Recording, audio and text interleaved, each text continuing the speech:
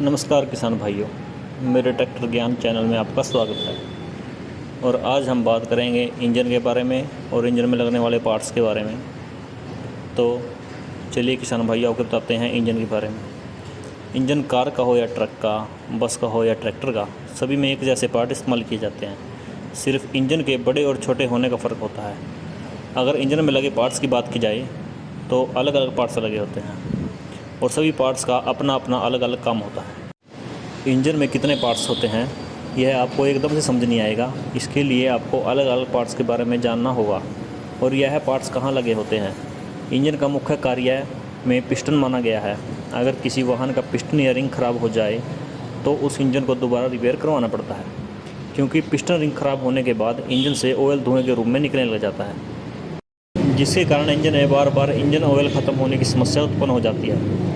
Piston ring ही engine की जान होती है और इसी कारण इंजन चलता है। जानिए इंजन के पार्ट्स के बारे में। इंजन के कितने पार्ट्स होते हैं। इंजन में छोटे और बड़े पार्ट्स लगे होते हैं और इन छोटे व बड़े पार्ट्स के अंदर भी और पार्ट्स लगे होते हैं। आज हम आपको सभी पार्ट्स के बारे में जानकारी देंगे। अब हम बात करते हैं सिलेंडर ब्लॉक के बारे में। सबसे पहले हम बात करते हैं ब्लॉक की। और ब्लॉक इंजन का मुख्य पार्ट्स होता है, क्योंकि ब्लॉक में पिस्टन लगा होता है। यह ब्लॉक लोहे का होता है और कुछ कार में यह ब्लॉक एल्यूमिनियम का भी होता है। इस ब्लॉक में अलग अलग सिलेंडर होते हैं और उस सिलेंडर में पिस्टन लगे होते हैं। इस ब्लॉक के सिलेंडर कार पर निर्भर करते हैं। जैसे टाटा नैनो में 2 सिलेंडर होते हैं और 2 पिस्टन, परंतु स्विफ्ट कार में 4 सिलेंडर और 4 पिस्टन लगे होते हैं। सिलेंडर ब्लॉक के ऊपर की तरफ हेड लगा होता है और नीचे की तरफ क्रैंकशाफ्ट लगी होती है। सिलेंडर ब्लॉक में स्लीव लगी होती है, जिससे पिस्टन खराब नहीं होता है। सिलेंडर ब्लॉक में भी अलग अलग पार्ट्स होते हैं जो अपना अलग अलग काम करते हैं। सिलेंडर ब्लॉक में लगे पार्ट्स की अगर हम बात करें तो शुरुआत करते हैं पिस्टन रिंग से। यह सिलेंडर ब्लॉक का मुख्य पार्ट्स होता है।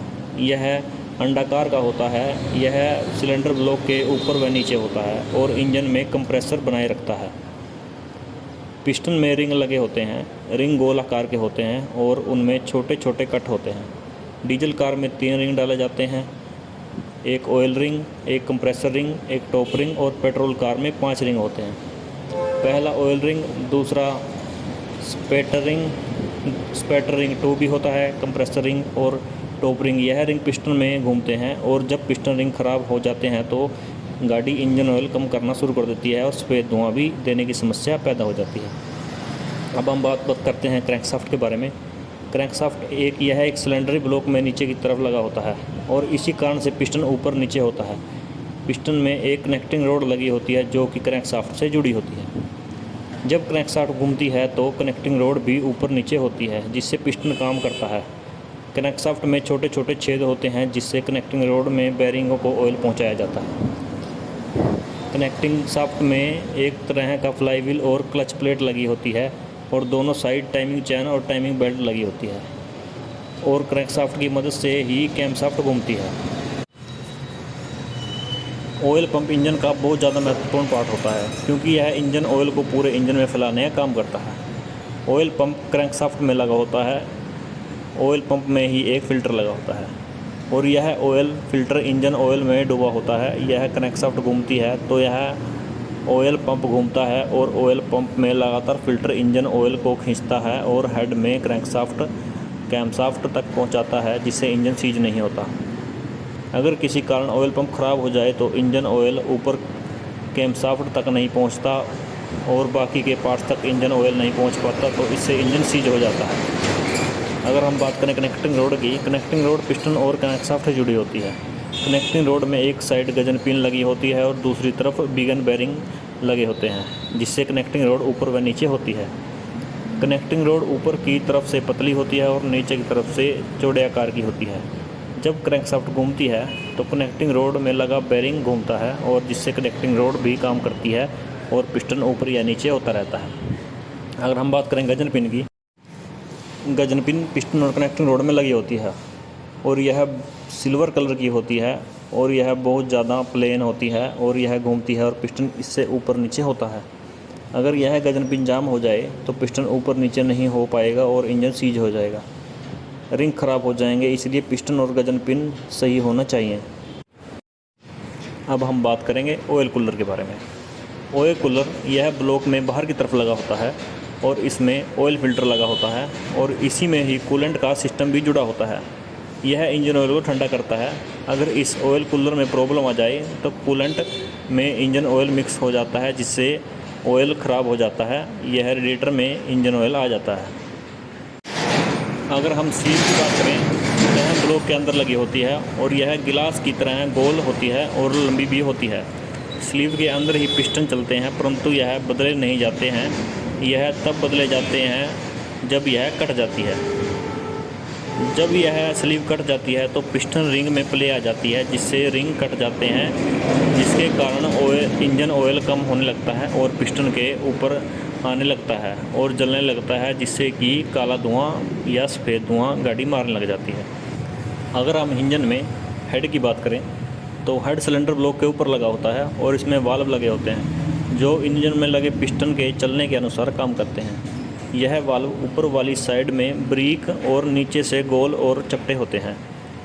यह भी प्रेशर बनाने का काम करते हैं। अगर किसी वाल्व में समस्या हो तो कार को स्टार्ट करने में समस्या उत्पन्न हो जाती है और पिकअप की भी समस्या उत्पन्न हो जाती है। हेड किसी भी कार, ट्रक, बस या ट्रैक्टर इंजन का हो बहुत महत्वपूर्ण हिस्सा होता है, क्योंकि हेड में ही क्रैंकशाफ्ट जुड़ी होती है और इंजन कार्य करता है। हेड में ही आपको अलग अलग पार्ट देखने को मिल जाते हैं। हेड में लगे पार्ट्स की बात करें तो हेड सिर्फ एक पार्ट्स है, परंतु हेड का काम करने के लिए छोटे छोटे पार्ट्स की ज़रूरत होती है। वह पार्ट्स अपने नीचे देखने को मिल जाएंगे। हेड के पार्ट्स इस प्रकार से हैं। अगर हम वाल्व की बात करें तो वाल्व हेड में लगा एक महत्वपूर्ण पार्ट्स है और यह पिस्टन की पोजीशन के हिसाब से काम करता है। जैसे जब कैमशाफ्ट घूमती है तो पिस्टन भी नीचे जाता है और कैमशाफ्ट में टाइमिंग चेन लगी होती है और यह टाइमिंग चेन कैमशाफ्ट से जुड़ी होती है। इसलिए जब पिस्टन नीचे जाता है तो कैमशाफ्ट की मदद से वाल्व भी नीचे पिस्टन को धक्का देता है और इंजन घूमता है। और इसमें वाल सील लगी होती है। वाल सील रबर की होती है और यह गोलाकार की होती है। इसमें एक स्प्रिंग लगा होता है। वाल सील वाल्व के ऊपर लगी होती है और यह सील इंजन ऑयल को पिस्टन से ऊपर जाने से रोकती है। मतलब हेड के अंदर कैमशाफ्ट पर ऑयल चलता है, परंतु वह इंजन ऑयल नीचे पिस्टन के ऊपर नहीं जाता, क्योंकि वाल्व में वाल्व सील लगी होती है। अगर यह वाल्व सील फट जाए तो सफ़ेद धुएँ की समस्या कार में पैदा हो जाती है। इसमें स्प्रिंग लगे होते हैं। स्प्रिंग यह गोल होते हैं और आम स्प्रिंग जैसे होते हैं, परंतु बहुत मजबूत होते हैं। यह भी वाल्व के ऊपर लगाए जाते हैं। जब कैमशाफ्ट की मदद से वाल्व नीचे की ओर जाता है तो वाल्व को यह स्प्रिंग वाल्व को दोबारा ऊपर की तरफ लाने में इसकी मदद करते हैं। अगर इसमें गाटर और वार्सर की बात की जाए तो यह भी वाल्व के ऊपर लगी होती हैं। यह दोनों पार्ट स्प्रिंग के ऊपर लगे होते हैं और स्प्रिंग को दबाने में मदद करते हैं। गाटर दो छोटे छोटे होते हैं और इसमें कट होते हैं जो वाल्व में फंस जाते हैं और यह गाटर वार्सल के अंदर रखकर स्प्रिंग पर लगाए जाते हैं और यह स्प्रिंग दबाकर वाल्व में फंसाया जाता है, जिससे कि यह सभी पार्ट्स काम करते हैं। अगर हम कैमशाफ्ट की बात करें तो कैमशाफ्ट हेड में ऊपर की तरफ लगी होती है। यह एक लंबी गोलाकार की होती है और इसमें बेरिंग जैसे खांचे बने होते हैं। कैमशाफ्ट का मुख्य काम होता है वाल्व को दबाना। कैमशाफ्ट क्रैंकशाफ्ट से जुड़ी होती है और टाइमिंग चेन की मदद से घूमती है। जब क्रैंकशाफ्ट घूमती है तो टाइमिंग चेन घूमती है और फिर टाइमिंग चेन की मदद से कैमशाफ्ट घूमती है, जिससे वाल्व नीचे ऊपर होते हैं और इंजन काम करता है। अगर कैमशाफ्ट में समस्या आ जाए तो इंजन में स्टार्टिंग नहीं होगी और साउंड की भी समस्या आ जाती है। अगर हम इसकी रोकर आर्म की बात करें तो रोकर आर्म कैमशाफ्ट के नीचे लगी होती है और जिससे अपने हेड व वाल्व होते हैं। इतने ही रोकर आर्म होते हैं। एक कैमशाफ्ट सभी वाल्व को नहीं दबा सकती, इसलिए रोकर आर्म का इस्तेमाल किया जाता है। कैमशाफ्ट में अंडे के आकार के बेरिंग होते हैं जो एक तरफ से लंबे और दूसरी तरफ से पतले होते हैं। यह कैमशाफ्ट घूमती है तो रोकर आर्म कैमशाफ्ट के लंबे होने वाले हिस्से में आते हैं और रोकर आर्म अपने नीचे लगे वाल्व को दबा देती है। इंजन में डीजल पंप भी एक मुख्य काम करता है। आपको यह हेड में एक तरफ डीजल पंप लगा दिखेगा। यही पंप इंजेक्टर को फ्यूल की सप्लाई देता है और इंजेक्टर इंजन में पिस्टन के ऊपर फ्यूल को सप्लाई देते हैं। डीजल पंप कैमशाफ्ट से जुड़ा होता है। यह कैमशाफ्ट घूमती है तो डीजल पंप घूमता है और फ्यूल आगे इंजेक्टर में जाता है। डीजल पंप में डीजल वापसी के लिए भी पाइप लगी होती है। इंजनों में ब्रेक वैक्यूम पंप भी होता है। ब्रेक वैक्यूम पंप हेड में लगा होता है। डीजल पंप के पास यह भी कैमशाफ्ट के साथ जुड़ा होता है। यह ब्रेक पैडल को हार्ड होने से रोकता है और ब्रेक वैक्यूम पंप से एक पाइप ब्रेक बूस्टर में लगा होता है। अगर इस ब्रेक वैक्यूम पंप में कचरा आ जाता है तो यह बूस्टर में वैक्यूम नहीं कर पाता, जिसके कारण ब्रेक पैडल हार्ड हो जाता है और ब्रेक लगनी बंद हो जाती है।